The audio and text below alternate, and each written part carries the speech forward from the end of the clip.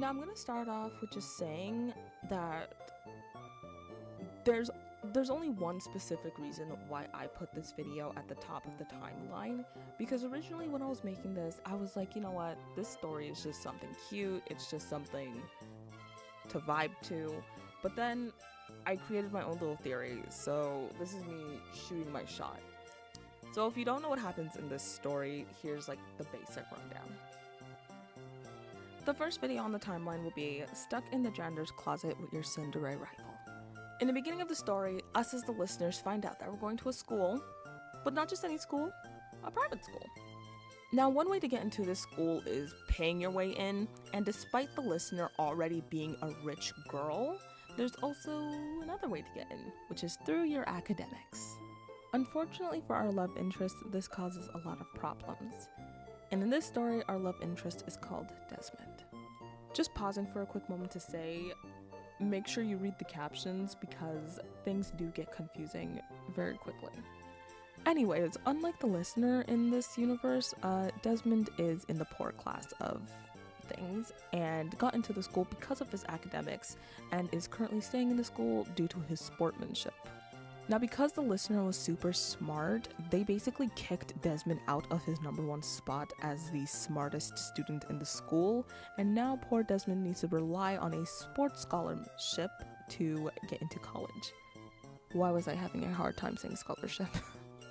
I really do like this story. It has a really fun plot twist in it, but the characters aren't necessarily why I'm mentioning this story in the timeline. Within the world of the stuck in the closet with the Cinderella rival or whatever, the world is pretty normal. It has an established government and nothing's really going on. I mean, people go to school, people have jobs. I do believe this was during 2020 when the COVID thing was happening, because the creator did try to connect people losing their jobs during COVID to the story. I could be wrong, I'm gonna have to check that. But the world is very normal in this part of the timeline, I believe, so I simply just put it in because of how normal it is, because after this, shit just hits the fan and we pretty much go downhill from there. Alrighty, so the next video on the timeline is a lot, so you're just gonna have to bear with me here. The next video on the timeline is Cinderella gang leader kidnaps you. Are we all seeing a pattern here with Cinderella's? So the apocalypse is happening. Great, we love that for us.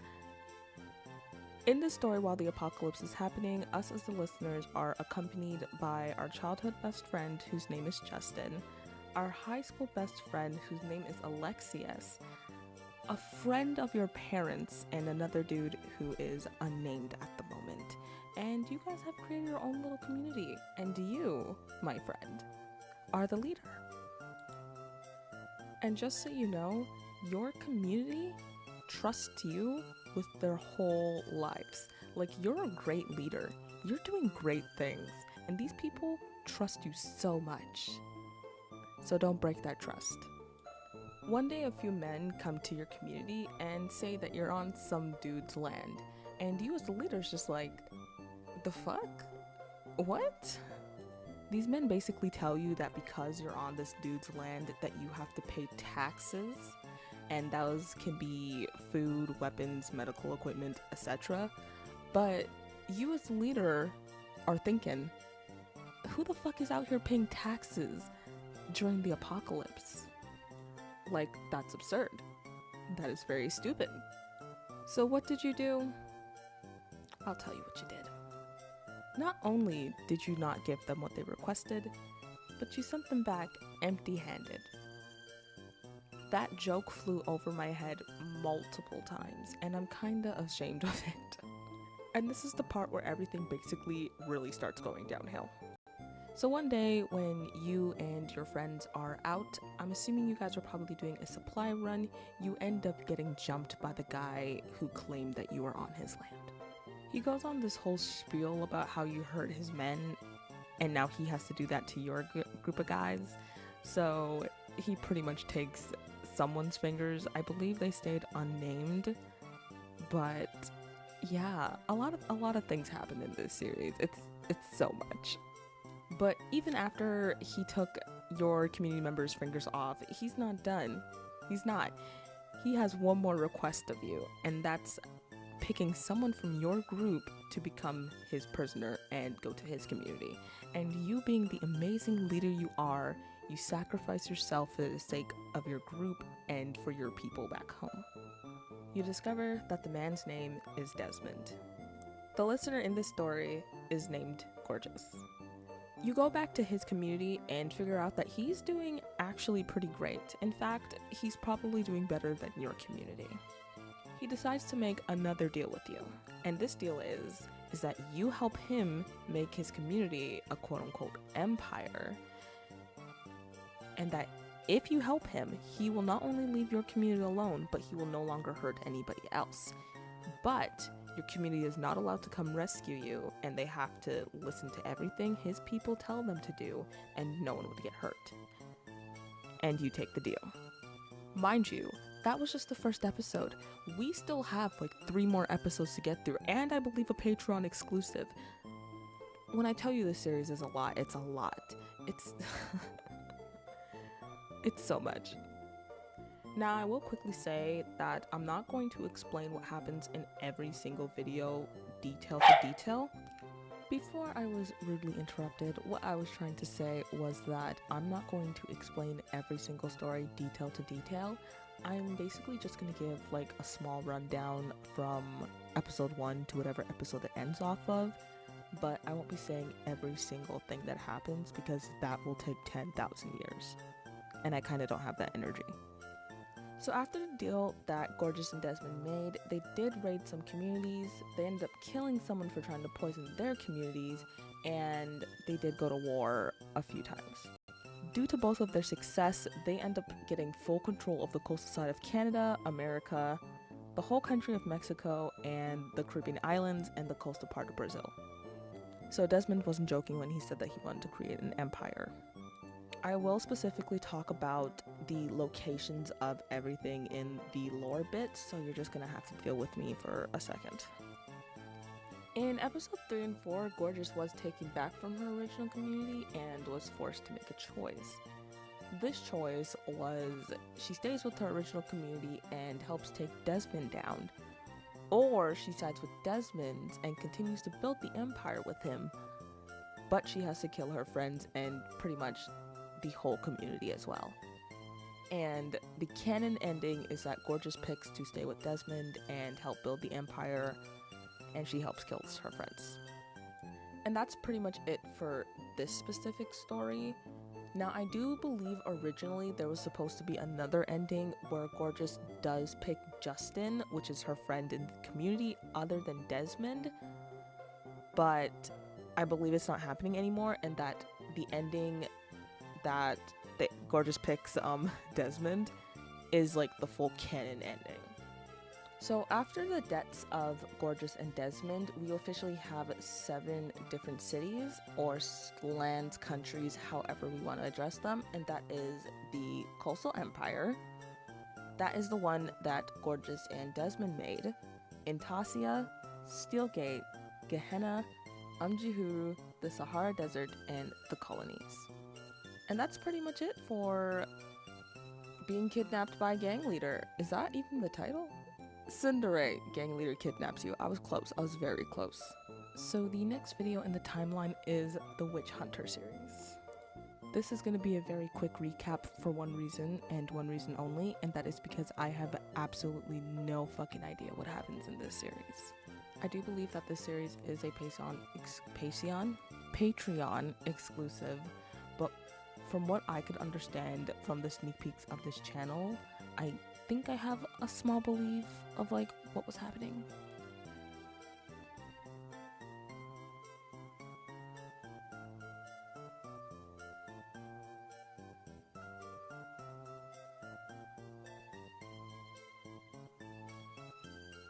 And that's pretty much all I know. I wish I can give more details about this series, but like when I tell you I have no context or any idea of what happens between the start to the end, it's like I have no context. I don't know.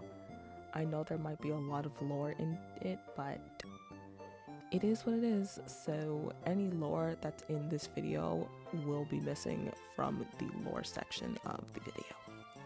Thankfully, after the events of this series, it leans into the next video on the timeline very easily. It flows so nicely, it's great, that you kind of don't need to listen to the Witch Hunter series to kind of understand Rhett's and his listeners' relationship, because it is talked about a lot in the next video in the timeline.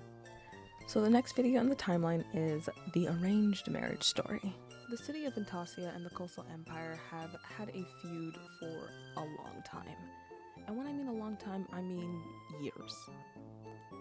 You as the listener are a baroness from the Coastal Empire. A man who goes by the name Caston is a famous general from Intasia. Because the Coastal Empire and Intasia aren't at the goodest of terms right now, both of the nations came up with a deal. They let both of their nation's most respected and trusted people get married, hence the arranged marriage part.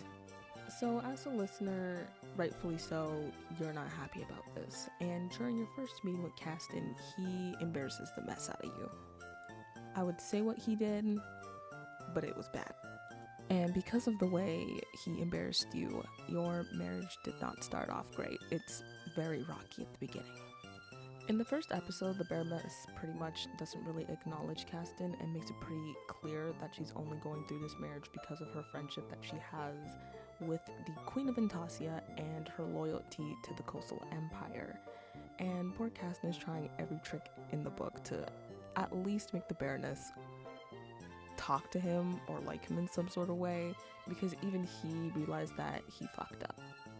In this series, we have two returning characters, which is King Rhett and his water descendant listener. And we also learn of a man named Reyes. I hope I'm saying his name right. I don't think I'm saying it right though.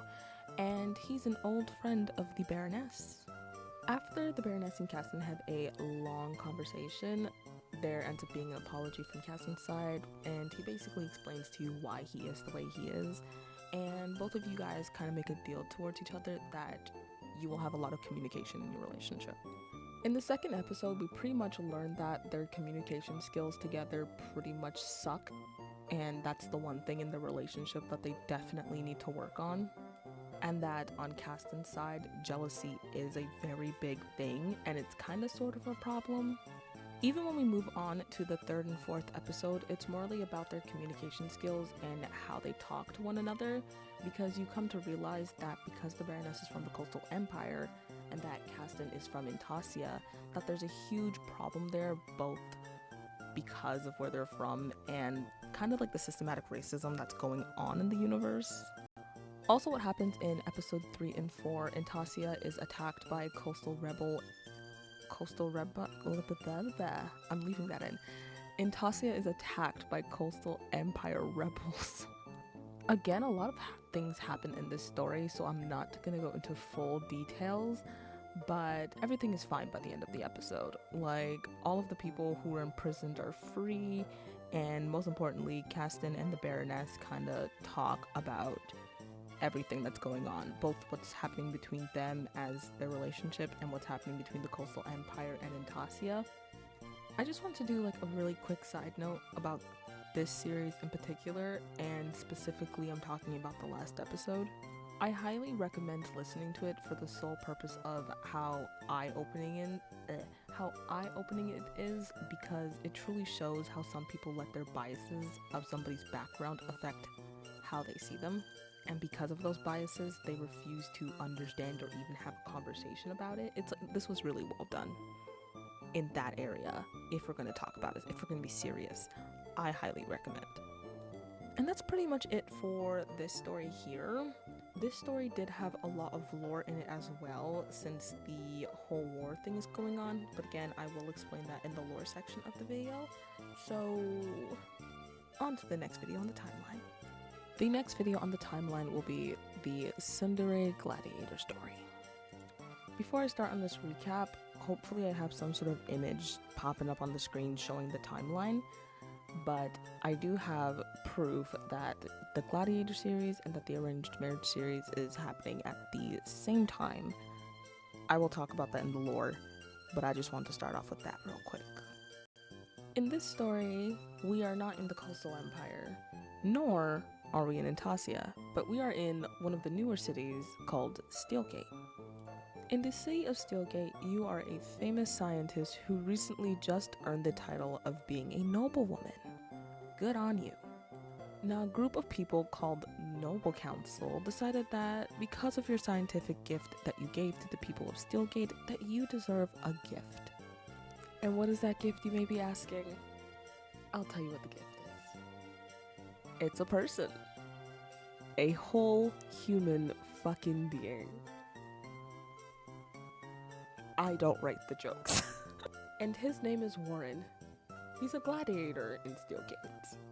I'm just gonna pause for a moment just to quickly say that this audio took me for a whirlwind. I'm not gonna lie, I'm not gonna try to joke about this audio. I don't know what to say about it. I mean, I listened to it, I had fun, but it took me for a whirlwind. In the first episode, it's basically just character introductions and getting to understand Warren's personality a bit more. We don't truly get to understand him and the way he is until episode 2. In the second episode, we basically learn all of Steelgate's main problems, which one of them being the slave issue, and then the second being the lower class issue. And because of this, the listener decides that they want to abolish slavery and try to bring it up to the Noble Council, but is quickly shot down. Now, because the listener is a part of the Noble Council, they aren't allowed to talk about what they discuss with the others to anybody else, and that includes the listener not being able to tell Warren what the meeting was about. And because the listener didn't tell Warren what the meeting was about, Warren feels a type of way. He gets mad. He had no right to be mad, but that's just my opinion. The listener is working on a new experiment and sent Warren out to get some potions, but when Warren comes back, a few of her potions are missing. And because her potions are missing, the listener decides that she is going to go looking for them. But Warren makes a suggestion saying that they should go to the underground to look for her potions to see who possibly stole it. So of course the two of them go to this underground stuff thingy to investigate the whole missing potions thing. Again, I'm not going to mention what happens in the whole audio because it is a lot. There was a Noble's Council's wife there. I thought that was hilarious. But a lot happens. I should just listen to the audio. I'm only here for the timeline. After a bit of exploring in the underground gondola thingy, we come to discover that it was actually Warren who sold the potions because he wants to find his missing brother, who's been missing for a few years now. Naturally, the listener feels betrayed, and when her and Warren make it back to her apartment's on fire. So they have to seek refuge in another place. And that's where you meet Rias from the arranged marriage story. It's so fun seeing these things be connected. And that's pretty much where the episode ends. I do believe it might be continued, but as of now, there's only officially 2 episodes. We still have to figure out who set the fire and why they set the fire, but that's until episode 3 comes out, and if it comes out. But that's pretty much it for the Cinderella Gladiator story. I like this story. It's pretty fun. Finally, the moment I've been waiting for, because I still have to talk about the lore and theories, but we're at the last video on the timeline, and that video is the Dancing with the Prince series. The best series on the channel, hands down. Listen, I don't care what views say, this series is the best series on the channel. I am ready to die on this hill. Let's talk about it. In this series, we're back in the Coastal Empire for a ball. Those are fun. I wasn't sure if it was a masquerade ball, but I'm just gonna say it's like a normal ball. You meet a prince who's the descendant of the goddess and the conqueror who's on a lookout for a significant other to help rule over the Coastal Empire with him. This is Prince Desmond, who was obviously named after the Conqueror in the Apocalypse series. Just so you can get his personality down packed, he's very arrogant, spoiled, rude, and has a lot of entitlement issues, but that's besides the point. I love him, he's great. The prince runs into the listener, who he decides to call a peasant because they claim that they are a merchant from another land. Before I even continue, I just want to say that this listener, she has to be one of the baddest listeners I have ever come across. She's like my favorite listener of all times.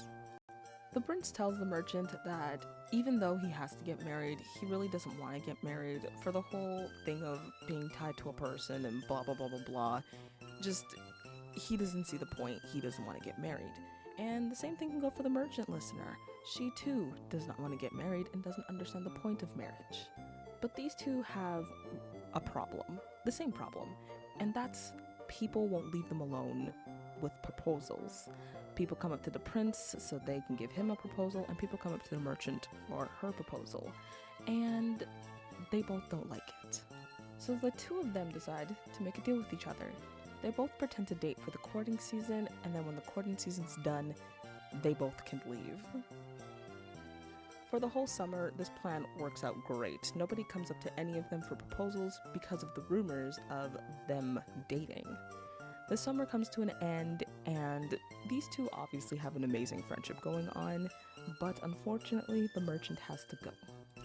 The prince knows that there will be other courting seasons coming along, so he quickly proposes to the merchant in hopes that they will stay. The merchant did not stay. In the second episode, you immediately learn that the listener was lying about being a merchant, and in fact, she is a pirate. I fucking love her so much. Like, you don't understand. She's my absolute favorite. You meet your second in command, Andronicus, who says that instead of going home, you guys should go rob trade vessels. And I guess since you have nothing better to do, you agree. But when Andronicus comes back, he advises you that you have a stowaway on board.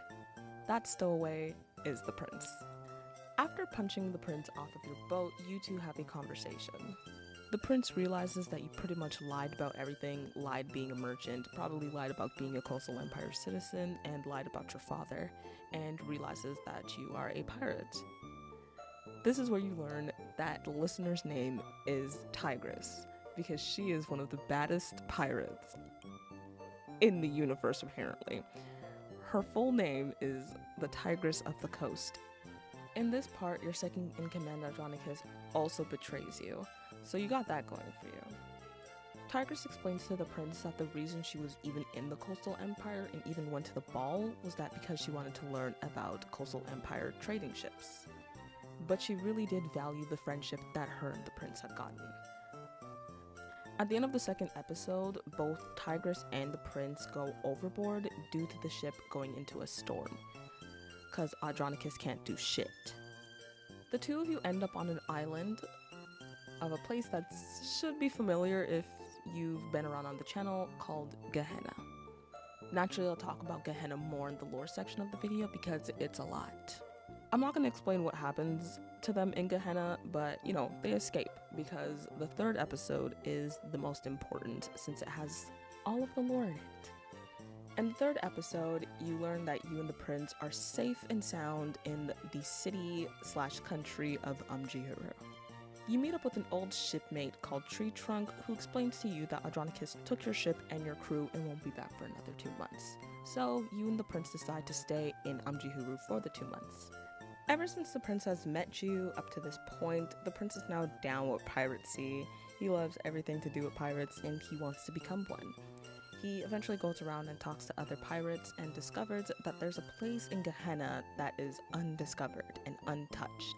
He tells Tigress all about this, but it's clear that Tigress is like, yeah, no, I'm not that type of pirate, I just want to steal some shit. So the two make another deal. The deal is pretty simple. Tigress has to teach the prince everything she knows about being a pirate, from battling strategies to how to have a crew. And the prince will give Tigress any information she wants about the coastal empire. It's funny because Tigress doesn't see the appeal in his offer to her, but again, they don't have anything better to do for the 2 months. So Tigress agrees, and that's what the two do for the next 2 months. This episode particularly had a lot of lore in it, which I will talk about, which is in the next section, so that's great. I'm not sure if this series is continuing because there's only 3 videos, but this is me asking politely because I don't know if the creator's watching or not. So I just gotta ask politely. I just want to know what happens. I want to see Tigress beat Audronicus's ass. Okay, like it's needed. Like we need it. I want to know if Tigress goes with the prince to discover the untouched land of Gehenna. Like I need to know. I just need one more episode and I'll be fine. I love the Tigress and the prince's friendship. Would I like to see a little bit of romance for them? Sure, but I'm totally fine with their friendship. I'm just requesting for one more episode. That's all I'm asking for. Thank Jesus Christ. And that's it for the timeline. We're done. Not done with the video, but the timeline at least. This took a lot longer than I fully expected, but that is it. Now, let's move on to the next section of the video, which is the lore.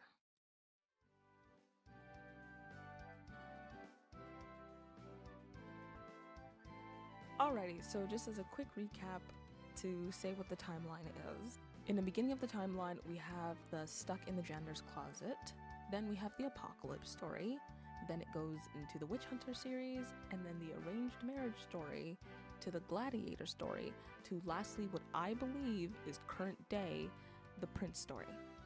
Now, I'll be really honest, this lore is not easy to explain. It took me many tries to somewhat understand it myself.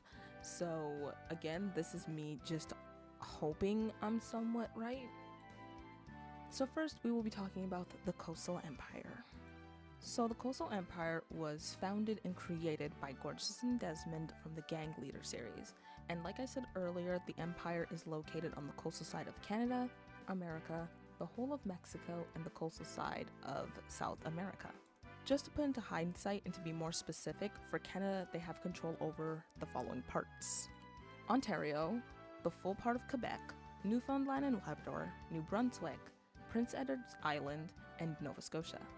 For America, they have control over the following: Rhode Island, Connecticut, New Jersey, Delaware, Maryland, Virginia, North and South Carolina, Georgia, Florida, Louisiana, and Texas. They also have control over Mexico and Central America. They also have full control of all of the Caribbean, but to me the most important are Cuba, the Dominican Republic, and Jamaica. Lastly, they have control over the coastal side of Colombia, Venezuela, Guyana, Suriname, French Guyana, and lastly, Brazil. From what it sounds like, Gorgeous and Desmond had a pretty long reign after the fight of Gorgeous's last community, and it isn't really stated how long the reign lasted, but we do know a couple of few things about these guys. We do know that Gorgeous and Desmond had a family due to the fact that there is a royal family, and that the prince from the Dancing with the Prince series is a descendant of them. Speaking of the prince, we know it's been exactly 1,000 years since the death of Desmond in the Apocalypse series. After both of their deaths, pretty much all of those 900 years of history is pretty much lost. People in this universe aren't really sure if Gorgeous and Desmond even met. Despite people debating on whether or not Gorgeous and Desmond were to meet each other and or if they truly formed the Coastal Empire together, these two do have names for themselves, and after the series they're referred to as the Conqueror and the Goddess. It's really fun because in other series you could hear people refer to the goddess as a form of an expression. It's fun. Like I said earlier, since history was lost, a lot of people aren't really sure whether or not Desmond and Gorgeous founded the Coastal Empire together. So because of this, people believe that the Conqueror was fully responsible for the Coastal Empire. We have no idea what people thought the goddess did because people aren't denying the fact that the goddess existed. People are just denying the fact that the goddess and Desmond knew each other. But I do have a few theories on what people thought the goddess did while Desmond quote-unquote formed the empire by himself.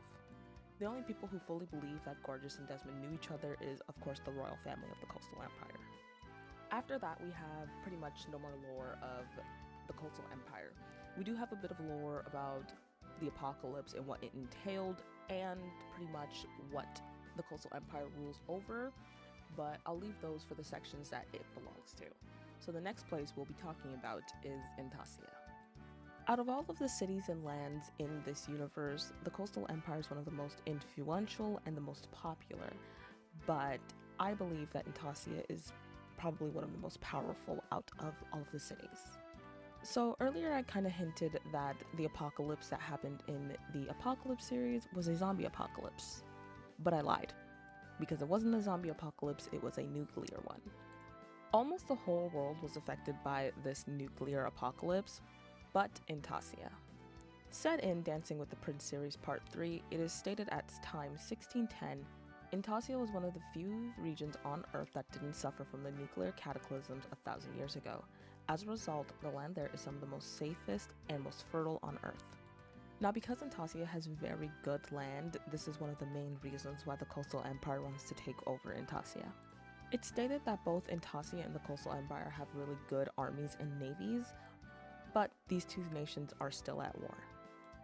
Due to neither the Coastal Empire or Intasia winning the war, the Coastal Empire has partnered with the Descendants. That will be discussed next. So Intasia decided to get a group called the Witch Hunters to hunt the Descendants down, hence how Rhett and his water descendant listener even met and got together. Intasia also has like a really nice navy. I don't know if I mentioned that. Besides the Coastal Empire, Intasia doesn't really have any other problems with any other nations.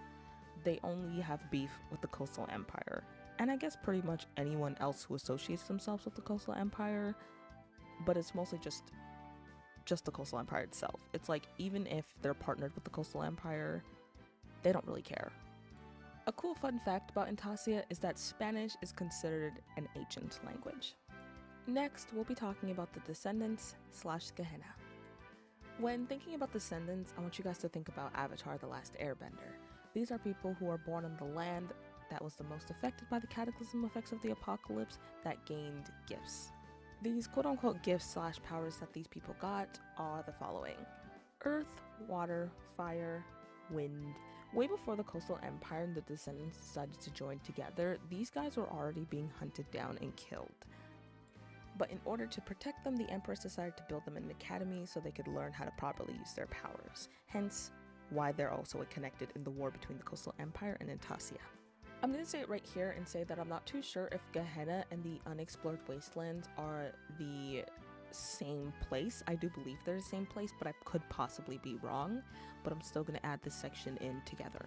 Gehenna is basically a lot of land that was morally exposed to the cataclysm that happened, and that land's pretty fucked up. The animals there are newly evolved and more dangerous, and the weather's even worse. Things like storms have become more chaotic and dangerous. In the pirate story, Tigress and the prince actually end up here, and they actually do meet a Cyclops and a saber-toothed tiger kind of thing. They do end up surviving, but you could tell that this place is pretty dangerous and that the weather is really bad. The unexplored wasteland is actually the place that the prince said that he wanted to go with Tigress to explore and conquer, just like his ancestor Desmond from the Apocalypse series. This next section is going to be very small because we don't really have much information about it, but next we'll be talking about the colonies. We have no clue who the colonies are. We don't even know where the colonies are. Like, if you locate it on a map, we don't know where they're at, and we don't know who their citizens are. From the things that we've heard, that this is a pretty important nation, and that their public loyalty to the Coastal Empire is very important for other nations to know. That mostly goes to Intasia. We have no idea who their leaders are, who their rulers are. Like, there's no context of who the colonies are at all. But apparently they have a lot of gold, and that's pretty much it. The next place we'll be talking about is Steelgate. Steelgate is somewhere located in Africa. I'm not too sure where. I probably put up my guesses on screen, but I know it's somewhere in Africa for sure. The place of Steelgate is pretty much known for its technology. Out of all of the nations, it has the best. This nation is pretty neutral when it comes down to its relationships with other nations. They have decent working relationships with the Coastal Empire and seem to be on friendly terms with Intasia. The only real issue with Steelgate is their laws and how they treat their citizens, morally how they treat their lower class citizens. If you have listened to the series, the Gladiator series, you would know that in Steelgate, if you commit a crime, instead of going to jail like in Intasia and the Coastal Empire, you basically become some noble's slave for pretty much forever, and you lose almost all of your rights. The examples that Warren uses is that you can't buy land, own a home, get married, etc. Everything you do will be based upon what noble you are given to, and you have to follow their orders forever. Steelgate has a pretty huge lower class issue, so bad to the point where these lower class citizens created a secret underground city for themselves. And because of this underground city, a lot of citizens depend on it for hiding and gaining more cash. And that's pretty much it. Like I did mention earlier, Steelgate does have some working relations with the Coastal Empire, but I do believe those are only trading relationships. Steelgate isn't really known for messing with any other nations, and they pretty much keep to themselves. And that's pretty much all we know about Steelgate. Next, we'll be going to, personally, my favorite nation, and that is Umgehoro. I know I said this in the timeline section of the video, but I will never shut up about this series. It's so good. My best estimate is that Umgehoro is in Jamaica, and Jamaica's in the Caribbean, so that kind of makes Umgehoro property of the Coastal Empire. But when you listen to the series and you kind of start to understand the world a little bit more, the whole Caribbean is kind of just a forgotten property of the Coastal Empire. In the series Dancing with the Prince, you meet a character of the name Tree Trunk, and he states that Umgehoro is technically a free city. Since Umgehoro doesn't really have no established leaders, the citizens are living their best lives here. Out of everyone else in this universe, Umgehoro is probably the best to be. Like I said earlier, based off of Tree Trunk's accent, I do have a strong belief that Umgehoro is specifically set in Jamaica. I'm not too sure about that. He has an accent, but it could be anywhere in the Caribbean. It could be Trinidad and Tobago. It could be Guyana. Who knows? Most of the Caribbean islands are mostly used just to let merchant ships drop by and relax, but the Caribbean is where most of the pirates stay. In fact, most of the Caribbean is the pirates' home and choice of residence. I find it very funny that even though the whole of the Caribbean is property of the Coastal Empire, that they're still going through this economic collapse because of the pirates of the Coastal Empire. I guess we could say that the Caribbean people that live there are probably exiled citizens from the Coastal Empire. But with all jokes aside, it's not only the Coastal Empire that's going through these stolen properties. Pirates from Umgehoro steal from anybody they could steal from. Tigress herself has been pretty much everywhere we could think of. It seems that if you want to get any type of information about any type of land, go to Umgehoro and talk to their citizens, since the pirates there have been pretty much everywhere and kinda know what's going on. I would definitely say that out of all of the nations that I've already mentioned, that this is the place to be if you kinda want to live a peaceful life. No one's really attacking Umgehoro, and Umgehoro citizens and the pirates aren't really doing much besides stealing from merchant ships. And technology-wise, these guys aren't too bad either. I'm just saying, Umgehoro's the place to be. Lord of mercy, I'm almost done. We're almost done. We got one more section to go, and then we're on to the theories. The last section on the lower part of the video will be basically who rules what city. This section is going to be pretty quick. I'm just going to run down the leaders and so on and so forth. The Coastal Empire was once ruled by Gorgeous and Desmond and are now ruled by the Empress. There was no mention of any emperor as of yet. The Coastal Empire has close relations with Steelgate and the Colonies, and citizens of Gehenna. Steelgate is ruled by the Noble Council, which is just a bunch of men making up laws and shit. Intasia is ruled by King Rhett and his water descendant Listener. We have no idea who is controlling the colonies as of now, and if it's like a group of people or if it's just two people. And lastly, Umgehoro is technically ruled by nobody and is a free city, even though they're a part of the Coastal Empire. And that's it! We're done with the lore! Jesus. This is taking way longer than it should have taken, but it's okay. Now we're on to the last section of the video. I'm so excited. So let's talk about questions, concerns, and theories that I got.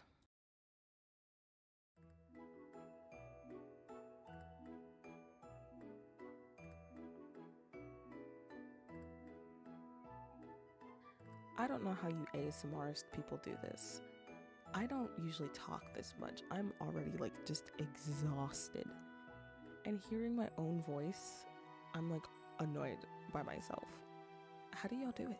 Anyways, we're on the final stretch of this video. Thank baby Jesus. We're gonna be doing my questions, concerns, and theories. I will quickly give a disclaimer about some of my theories. A lot of them are just a stretch. Not even kidding. Like, a lot of them are just simply imagine if this were to happen. But, you know, we're here for the fun of it. So let's start off with question number 1. We as the viewers know that Gorgeous and Desmond founded and created the Coastal Empire, and we also know that after their reign happened, it was a 1,000-year gap. Between those 1,000 years, who founded the other nations and how did they become to be? I don't know if in the near future we might get a story that explains this question, but it does lead into my next question. People don't believe that Gorgeous and Desmond even met, which means that they're always giving Desmond full credit for how the Coastal Empire was founded and how it was created. So does this mean people believe that Gorgeous helped create another nation, or do people just straight up believe that she was just never in the picture? Because people aren't denying that Gorgeous didn't exist, because people do know that she existed, but people say that she and Desmond never knew each other. So does that mean people believe that she helped found another nation? This isn't a theory or anything, this is just kind of giving an example for this question. Like, do people think, oh, she didn't know Desmond, so does that mean she created or helped foundate Intasia? Something like that. Because it's weird that people know that she existed but refuse to believe that she knew Desmond. And as the viewer, we know that this is false, but it's like, what do the people think? Like, what was her role in history since apparently she didn't meet Desmond? Question number 3. Who in the fuck are the Colonies and why are they so feared? We know that the Colonies have declared their loyalty to the Coastal Empire, and not only because they want to make the Coastal Empire feel stronger, but because they have a whole economic trade system going on. But like, who are these people? Just them declaring their loyalty to the Coastal Empire makes people not want to mess with their trading ships. That especially goes towards Intasia. Intasia does not touch any of their trading ships, even though they know it's going to the Coastal Empire and that they're at war. It's still crazy that we have no idea who these people are. I mean, the creator did give us a map on his channel, but it doesn't even tell us where the colonies are. We have no idea who their leaders are, who rules the colonies, who founded the colonies, and we don't even know who their own citizens are. So the colonies is just a pretty interesting area in this universe. If we were to compare them to like the Coastal Empire, who has the Descendants and their army, and Tasia, who has their own great army and an amazing navy and their amazing land, and Umgehoro, who have pirates and adventurers, and lastly Steelgate, who has all of their technology, you'd think the colonies would have something to worry about compared to all of these other nations, but no. People don't mess with their trading ships, so it's kind of worrying, being like, okay, like, who the fuck are these people and why are we scared of them? What do these people have that these other nations don't have? This is definitely one of the biggest gaps in the universe of this whole series. We have no idea who the colonies are, and that's just a huge mystery on its own. That's just the question on its own. Who the fuck are the colonies? What do they have? Who are their people? Who are their leaders? There's so many things I could talk about with the colonies. I just don't have enough time or sanity. I feel like I sound like I'm dead. I kind of am. I'm so tired. But it's just such an interesting conversation to have, because I truly want to know who the colonies are, because different people have mentioned them a lot. The prince mentioned them. I do believe some people in Intasia mentioned them. The Coastal Empire is partners with them. I just want to know. I just want to know. And that is pretty much it for the questions that I have. I didn't really have much because I feel like if I had one, I could have answered it myself. But those were like the 3 main ones that I've been wondering for like a while. Now let's get into my favorite part, the theories. I'm going to start off with the theory that I'm most excited about. I will admit though that this one is kind of a stretch. I do feel like I have a little bit of proof that it might be true, but I'm not 100% on it. During the timeline section of the video, I did state that the arranged marriage story and that the gladiator story are happening at the same time. We know that it's happening at the same time for the fact that in the gladiator story, we get information that it was Cupcake, the listener, who gave Lord Reyes the book to give to the Baroness in the arranged marriage story. In the gladiator story, it is revealed that the reason why Warren sold Cupcake's potions in the first place was because he wanted information about his missing brother that he hadn't seen in a while. It sounds like I'm going nowhere, but like I'm getting somewhere, just give me a second. The man that was originally taking care of Warren and his brother states that he too hasn't seen Warren's brother in a while. He does believe that Warren's brother is in a safe place, but isn't too sure because, again, he hasn't seen him. And I also find it very convenient that he doesn't really necessarily have a name, and that his name was never stated anywhere. My theory is that Warren's brother left Steelgate altogether. I believe that Warren's brother somehow ended up in Umgehoro and became a pirate. My true theory is, what if Warren's little brother is Andronicus from the Dancing with the Prince series? It would make some sense to a degree because I do believe that Andronicus is the same age as Tree Trunk and is older than Tigress and the Prince. I also find it very strange that out of all of the other characters in this universe, Andronicus was the only one to mention the slave trades going on in Steelgate. Like, he generally knew about it and knew what was going on. He told Tigress and the Prince that after he took over their ship that he will send them off to one if they come across one. Like, he knows about what's going on with the slave trades in Steelgate. And I also find it very strange that Tree Trunk never gave a true explanation on why he never trusted Andronicus, and it's never truly stated on how these guys even met.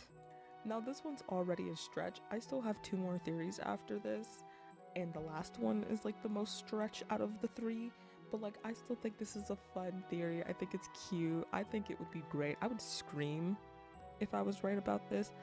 There's still a lot of plot holes in this theory that I can't fit, but with the things that I've already connected, I feel like there's a small possibility that it could be true, but you never know. I just think it's a cool theory if Warren's little brother happens to be Andronicus. It'll be a really cool way to just connect more stories together, because I was having a hard time figuring out how the Prince story was connected to everything. The math isn't mathing with this theory, but again, it's super fun. I think it's cool. But on to the next theory. I don't really know if I want to consider this a theory or a headcanon, but I'm going to say this theory before I say the most out-of-pocket theory that I have before I end off this video. I know that the listeners aren't supposed to have much depth about them because that's how you are able to connect to the character a bit more, but here's something fun that I thought of for Tigress. My theory for Tigress is that she wasn't born into piracy. I do believe that she and her original family were actually merchants, but I don't believe she was born into the pirate life. I believe that she was converted. I also don't believe that she originally was from Umgehoro, but you know, that's a conversation for another day. And then we got my last theory. I was debating whether or not I wanted to put this one into the video.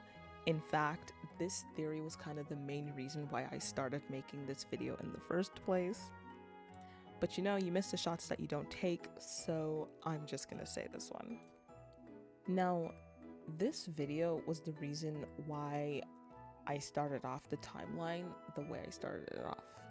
In the timeline, I do believe that there is a time skip from the janitor in the closet story and the apocalypse story, but I mostly want to focus on the listeners, Teacher's Pet, and Gorgeous. I think that Teacher's Pet and Gorgeous might be the same person, just Gorgeous is the older version, the one who grew up. I don't have much proof that this is true. I have a few things that might be connected, but there's a lot of things stopping this theory from, you know, not being correct. The only proof that I have so far of this theory is comparing Teacher's Pet's friend group and Gorgeous's friend group. In the Apocalypse series, before Gorgeous kills her friend, the friend starts reminiscing about the times they had to study together and how Gorgeous was kind of struggling in her studies. And then if you look back, Teacher's Pet goes to a private school that revolves around your academics. Also, Teacher's Pet has her parents. It's pretty clear that her parents are still in her life. But then when you look at Gorgeous, Gorgeous is traveling with a guy that's sworn to her parents that he would protect her at all costs. Just with Teacher's Pet and Gorgeous, there's so many things that kind of connect a little bit, but then again, it like separates them as two different characters. I don't believe that this series is true 100%, but it's kind of fun to think about. Something else to also mention is that they both have significant others that are both called Desmond, so there's an extremely high chance that this theory is totally not true. Again, it's very fun to think about. I like to think about it. It was one of the first theories that I came up with that I quickly debunked myself, but I just wanted to say it. And that's it. The video's done. This is what I believe is to be the timeline and lore of the DesmondAsmr channel. In my mind, till the man himself says that I'm incorrect, I will tell myself that this is canon. Again, I'll leave all the channel links in the description because I truly think that you guys should give these stories a shot for the simple fact of it's great. I love it. I especially love that the listeners aren't damsels in distress. I really like it that they are the main part of the story instead of being some background character who's only around to solve problems when necessary. Stuff like that is very rare in the audio drama section of YouTube, so check them out. Will I ever be doing this again? I don't think so. I'm gonna leave the theory making to the professionals because I am not one of those people. I did have fun with this though. I did have fun with this. It gave me a good side project to do, and it kind of distracted me a bit from my heavy college workload, so I kind of appreciate that. But now I'm back to suffering in college, so yeah. I don't know what else people say to end off a video, so